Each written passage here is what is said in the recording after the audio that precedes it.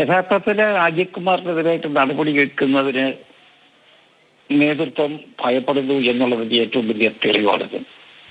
അജിത് കുമാറിന് മാറും മാറ്റും എന്നൊക്കെയുള്ള വാർത്തകളാണ് ഇന്ന് പകലെല്ലാം പ്രചരിച്ചത്. പക്ഷെ ഒക്കെയാണെങ്കിലും ഉത്തരവിറക്കിയില്ല.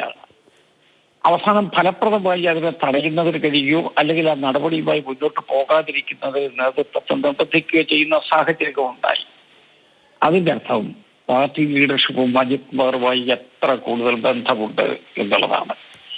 അതുകൊണ്ട് ഇതൊക്കെ പാർട്ടിക്കകത്ത് നടന്നുകൊണ്ടിരിക്കുന്ന ഏറ്റവും പ്രധാനപ്പെട്ട പ്രശ്നങ്ങളായിട്ട് ഞാൻ കാണുകയാണ്. അജിത് കുമാറിനെ സംരക്ഷിക്കുന്ന ലോബി അതിനകത്തുണ്ട്.